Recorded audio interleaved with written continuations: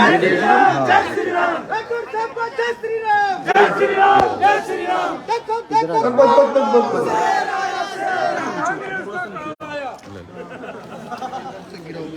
की इस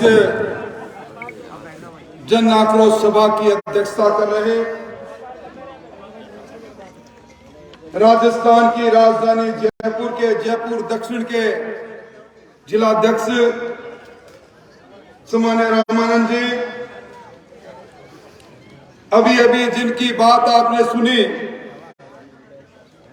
अपनी भाषा में, इस देश के अंदर कांग्रेस के थोथे नारे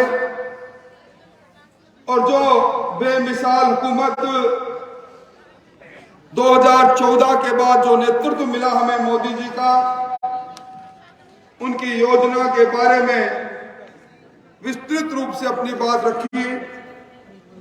ऐतिहासिक टोंक और सवाई माधोपुर के सांसद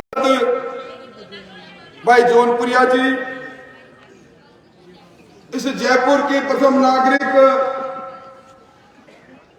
यहाँ के जिला प्रमुख रमा जी, पार्टी के प्रमुख संगठनकर्ता सरवण जी, यहाँ विराजे लक्ष्मी नारायण जी, बहन प्रमिला जी, मंच पर बैठे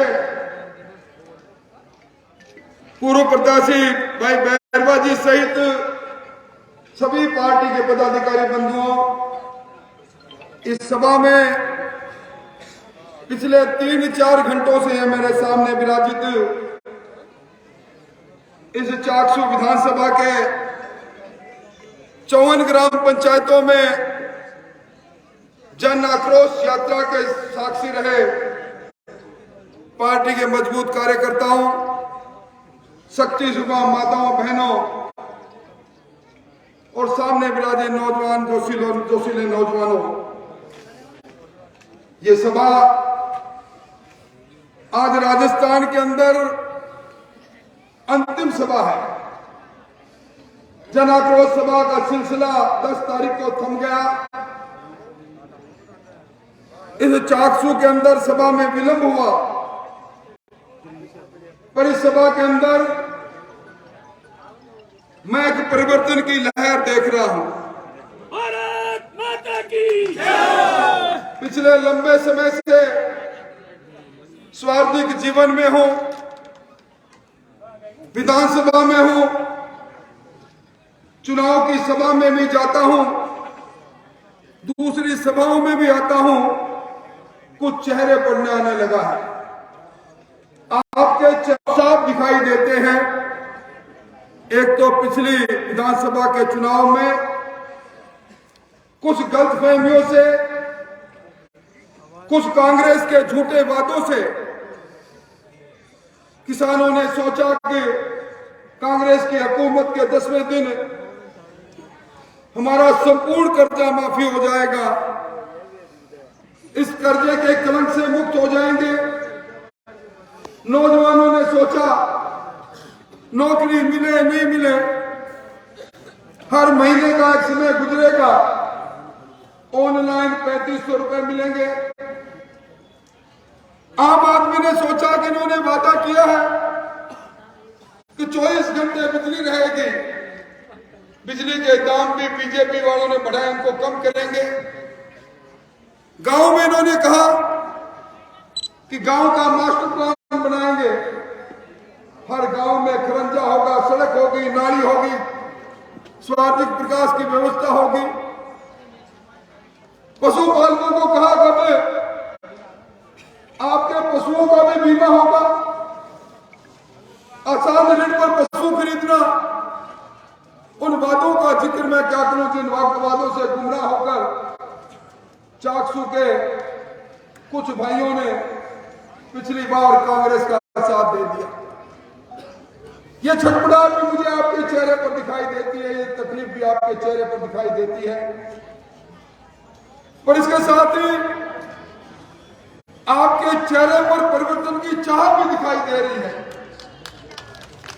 आप मन ही मन सोच रहे हैं ये 10 महीने का समय, 10.5 महीने का समय ये कुराज का समय, कुशासन का समय, ये जनता के साथ जो लूट रहे हैं, ये लूट और झूठ के शासन का समय बीत जाए और एक बार फिर मतदाता के रूप में उस मतदान तक जाने का मुझे मौका मिले तो मैं वोट की चोट से इस 400 विधानसभा क्षेत्र में इस कांग्रेस को नस्ते नबूद कर दूं। इस प्रकार की इच्छा आपके चेहरे पर मुझे साफ दिखाई दे रही। भाइयों, बहुत सी बातें मुझसे पहले वक्ताओं ने की। आज से कुछ महीने पहले मैं और डॉक्टर करुणीलाल जी यहाँ मंच पर बैठे लगभग सभी लोग थे, जिला अध्यक्ष थे, हम यहाँ एक सभा में आए थे और सभा में कोट खावदा में इसलिए आए थे कि एक महाराज अबला की बेटी बदाम यहां से निकलकर अपने ससुराल जाती है। हमारे यहां संस्कृति रही है कि अगर कोई गर्मी के अंदर कोई बहन बेटी को कोई आदमी कहता है चल बहन तेरे को छोड़ दूं, तो बहन विश्वास करती है। और जिस प्रकार का कुकर्म हुआ, जिसका जिक्र मुझसे पहले प्रमुख जी ने किया, सामूहिक बलात्कार, कुएं में डाल देना, और जब हम सब लोग और इस इलाके के लोग खड़े हो जाए तब 3, 4, 5 दिन के बाद सिसकती हुई वो बच्ची कुएं में जिंदा मिले। उस 9 मरसक बात को जब मैंने सुना, देखा, मन का दर्द रुका और उसके बाद जब उसके न्याय के लिए हम सब लोग यहाँ सभा कर रहे थे, आपके यहाँ के विधायक कूद कर कह रहे थे कि मैं फोर्ट लाइन से जुड़ा हूं सरकार से, आप इस पड़ाव को स्थगित कर दो। यहाँ बच्ची के परिजनों को मुआवजा भी मिलेगा, नौकरी भी मिलेगी और स्पीडी ट्रायल से 3 महीने में दरिंदों को फांसी का फंदा भी मिलेगा। आज जब मैं यहां आया हूं, मैंने रास्ते में उन विधायक जी के कई पोस्टर देखे, लिख रखा था 4 साल बेमिसाल। उनके एक मिसाल तो मुझे याद आई। आज हम लोग जो बार बार चुनकर जाते हैं, इसलिए जाते हैं कि अपनी साख से अपने विश्वास को बनाए रखते हैं। विधायक जी, इस अबला की ढा, इसकी तकलीफ, इसका भुगतान निश्चित तौर पर आपको करना पड़ेगा। भी मैं एक ज्ञापन पढ़ रहा था, कामधानु गौशाला, मैं सब गौ भक्तों को उनका अभिनंदन करना चाहूंगा। गौ सेवा के बेमिसाल काम के अंदर भी उनकी जमीन जो लूट के दम पर उन्होंने खरीदी, उस जमीन के व्यवसायिक रूप से उसके दाम बढ़ जाए, इसलिए उसे कामधानु गौशाला से भी एक तरह से उस गौशाला को बंद कराने का षड्यंत्र रच रहे हैं। वेद प्रकाश जी, आपके नाम के आगे वेद लिखा है, हमारे तमाम वेदों में लिखा है, जो गौ भक्ति करता है, गौ माता की पूछ पकड़कर वो वैतरणी पार करता है, और जो गौ माता के साथ खिलवाड़ करता है, उसको 2 खच में जगह नहीं मिलती। आपके भूल मत। तिरंगा लेकर हमारे नौजवान 400 के अंदर तिरंगा यात्रा निकाले। हमारा मान और सम्मान का प्रतीक है तिरंगा, हमारा राष्ट्र ध्वज है। पार्टी का आह्वान था घर घर तिरंगा।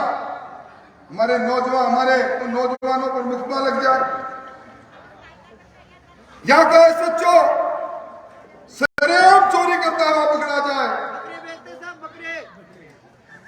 मैं समझता हूं गली गली में शोर है।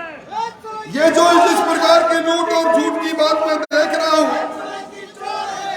निश्चित तौर पर समय के बाद इसका भुगतान निश्चित तौर पर करना पड़ेगा। भाइयों, ये चाकसू एक तरह से जयपुर का उपनगर है। किस प्रकार की हालात है जयपुर के अंदर। बहन बेटियों ने सोने की चेन पहनना बंद कर दिया, क्योंकि चेन स्नैचिंग रोज होती है और पुलिस आयुक्त उपदेश देते हैं कि सोने की चेन पहनती हो क्यों। जयपुर के गद्दा में 108 वर्ष की बूढ़ी महिला के पैर का कंगन चाहिए। चोरों को, डाकुओं को पैर काट के निकाले जाते हैं।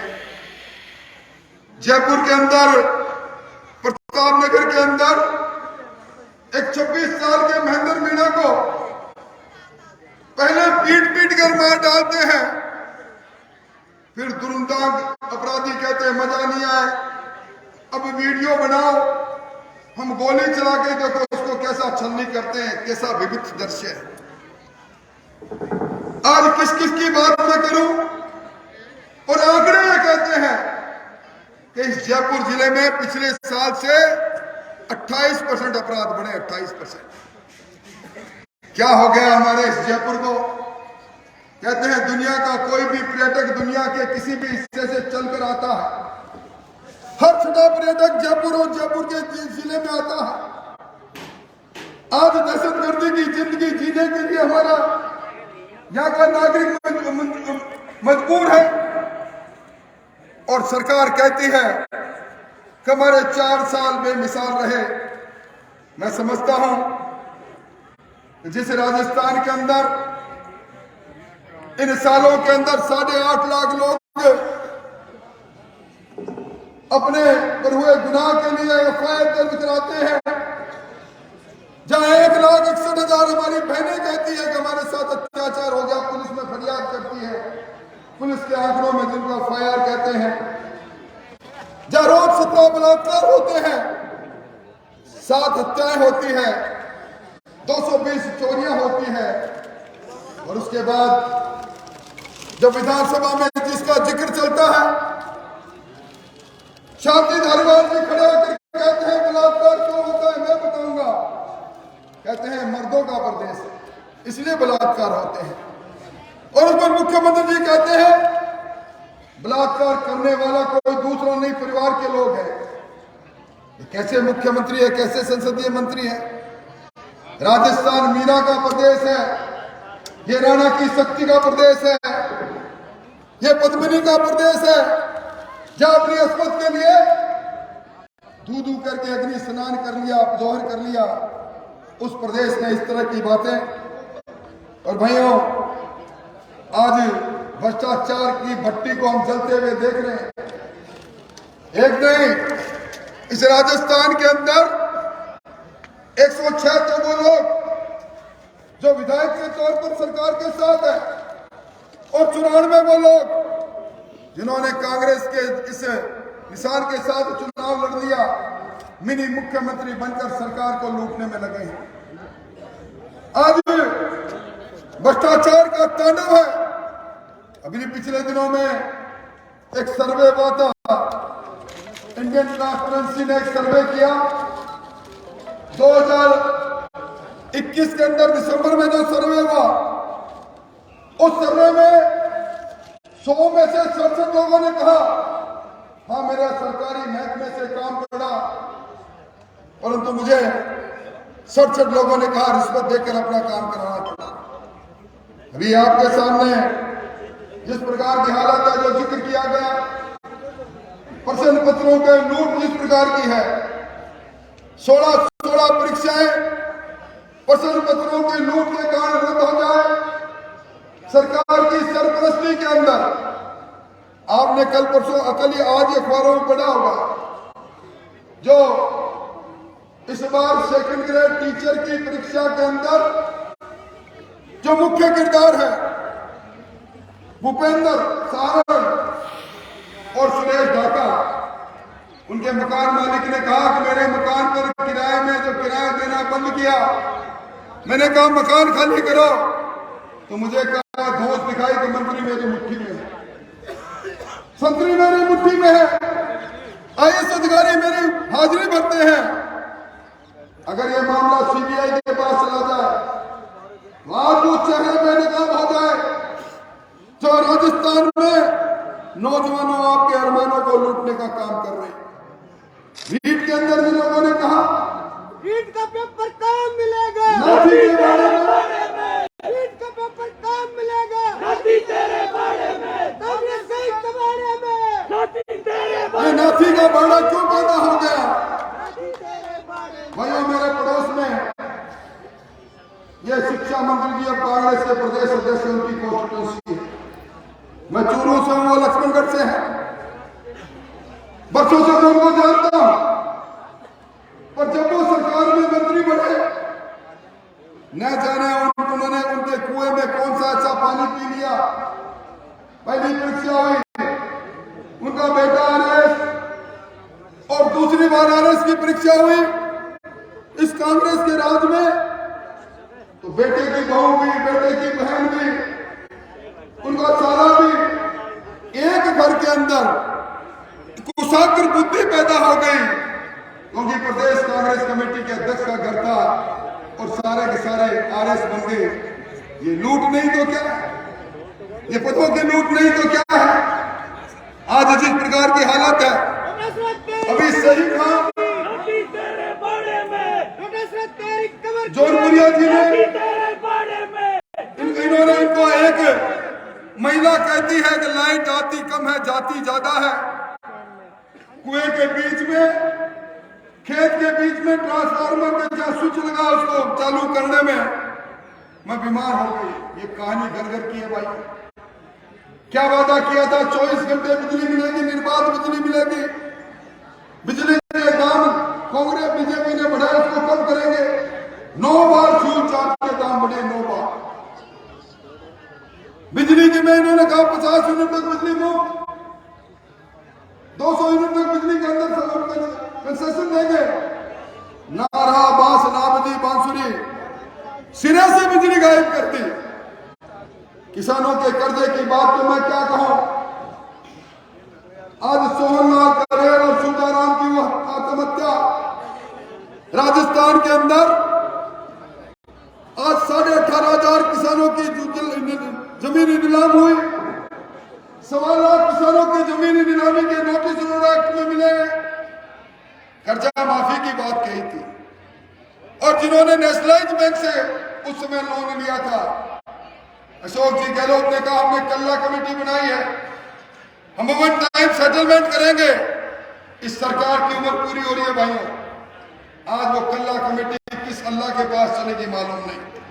इसलिए मैं कहने आया हूं, ये भ्रष्टाचार की आखंड से डूबी हुई सरकार, ये सरकार जिस सरकार के अंदर अब जो ये परीक्षा सेकंड ग्रेड की अब निकली है, एक मंदरपुरा हनुमानगढ़ के एक कन्हैयालाल पारिक ने आत्महत्या की, और आत्महत्या करने से पहले उन्होंने पत्र लिखा अपने पिता को, कहा पिताजी मुझे माफ करना, मैं आपके अरमानों को पूरा नहीं कर पाया। ये राजस्थान की हुकूमत की सरपरस्ती में ये बार बार वीक सरकार में पेपर लीक हो रहे हैं।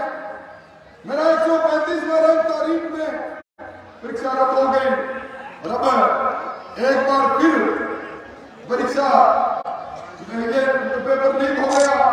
आप मजदूरी करके मुझे कोचिंग आप दिलाते हो, आप थके हारे आते हो, मुझे कहते हैं बेटा मेरे अरमान पूरे कर देना। मैं अरमान पूरा नहीं कर सकता, इसलिए अपनी जिंदगी छोड़ रहा हूँ। कितनी दर्दनाक बात है। बेरोजगारी की बात कर लो, किसी की बात कर लो। अभी आपके पड़ोस से राहुल गांधी की भारत जोड़ो यात्रा, मैं समझता हूं पहले अपनी इस कांग्रेस जोड़ो यात्रा को तो देख लो।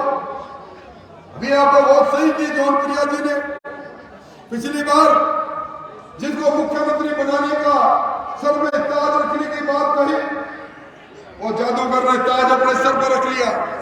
हमारे यहाँ सबके लिए मान सम्मान की बात है। राष्ट्रीय अध्यक्ष का पद, राष्ट्रीय अध्यक्ष का पद गहलोत साहब को छोटा लगा, और इन्होंने 92 विधायकों से त्याग पत्र दिला दिया। 92 विधायकों का त्याग पत्र इनके गले में फांस बना हुआ है, मामला उच्च न्यायालय में है। इसलिए भाइयों मैं लंबी बात नहीं कहूंगा, मैं यही कहूंगा जिस सरकार की सरपरस्ती में हमने गौवंश बस्ती में तिल के मरते देखा, जिसका प्रबंध नहीं करा सके। जिस सरकार ने किसानों के साथ धोखा करके किसानों की ऋण माफी के नाम पर किसानों की जमीन नीलाम कर दी, जिस सरकार ने बेरोजगारों को रोजगार देने के नाम पर उन कारोबारों को ठगने का काम किया, और जिस सरकार को लूटने में, जनता के धन को लूटने में 200 लुटेरे पैदा कर दिए। इस चाकसू के अंदर जो एमएलए साहब दम भर रहे हैं, मैं समझता हूं दम तो रावण का भी नहीं रहा था। उसको भी जब ज्ञान दिया था मंदोदरी ने, कहा आप गलत रास्ते पर चल रहे हो, उन्होंने कहा मेरे से ज्यादा विद्वान कौन है, मेरे सोने की लंका है, शिव जी का आशीर्वाद है। गलत रास्ते पर चला, लंका भी जली और दशहरे को भी करना पड़ा। मां जिस मन से कहकर जा रहा हूं, समय का चक्र घूमेगा और 10 महीने में बीत जाएंगे, और जो कम समय आएगा वेद जी, वेद नहीं, आप ऐसे घोड़ा पछाड़ यहां से होंगे, आपको मालूम पड़ जाएगा जनता जो सर पर उठाना जानती है, जब देखती है कि लूट और झूठ में जुटे हुए हैं, तो सर से गिराना भी जानती है। आप सब लोग इस सरकार की विदाई के लिए अब आपने यात्रा के अंदर साक्षी बने। अब इस बात को गांव उठाने ले जाए और सब लोग मिलकर इस सरकार को नष्ट निर्मूल करने में अपनी भूमिका निभाएं।